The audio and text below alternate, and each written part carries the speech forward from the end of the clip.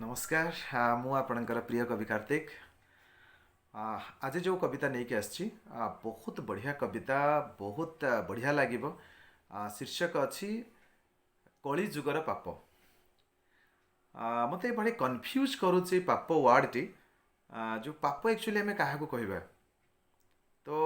पापर डेफिनेशन आपण मैंने समस्ते जानते मु भी जानी बट ये कली जुगर पाप गोटे भिन्न धरणर पाप आमे एक्चुअली डेफिनेशन खोजिकी पाइबानी पाप क्या कौचे आम आउ को आम पाप कौचे सतरे कौन से पाप ताको मु कविता आकार में प्रकाश करिछि कविता आकार में उपस्थापन करने चेष्टा करिछि आपण माने बुझंतु शेष में मत कमेंट देवे लाइक करेंगे सब्सक्राइब जदि करना मो चैनल को तेल आगे सब्सक्राइब भी कर दिंतु बेल आइकन को दबाई दिंतु जहाँफल मुझे जो कविताटी जो भिडटी अपलोड करी आपण पाखक सर्वप्रथम नोटिफिकेशन जीव ओके चलते आम स्टार्ट करवा कवि कार्तिक किशोर पात्र कविता कली जुगर पाप बुझाई दियो हे कालिया ठाकुर पाप पुण्य हिसाब को सत्य द्वापर त्रेतयारे पाप कुहा जाउथिला काहाकु मो जानिबारे अन्याय अनीति असत्य थाए पाप एकली जुगरे जानी हेउ नाही धरिछि से केउ रूप पाइछि कि अभिशाप पाइछि कि अभिशाप सत्य धर्म पुण्य कर्म हुई जीव कि विलोप सचोटरे एठी जीए चालुअछि बुझ पड़ुअछि मुंडरे दुर्नीति बुड़ी भाषण देउछि देख अबा खुला मंचरे पड़ोशी घरर रोगी सेवा करी रोगाक्रांत निजे हेउछि बदनाम हुए सही व्यक्ति जीए पर उपकार करुछि अत्याचारी बसी हसुछि गांधी गोपबंधु आसीगले देख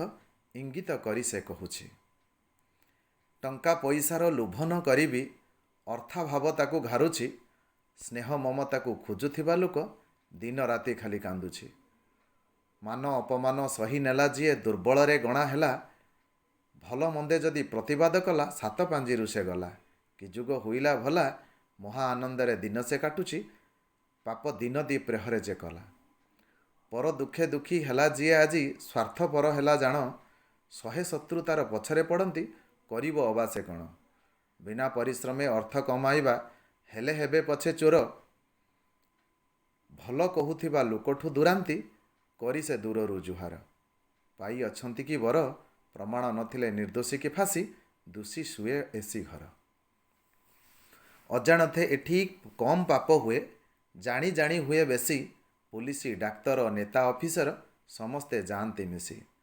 न्याय रे एठी चाली चाली सिना अणनिश्वासी मु हेलिणी तथापि तुमर मन बुझु नाही जेते हिनीमान कलणी एबे दियो मते प्रभु मेलाणी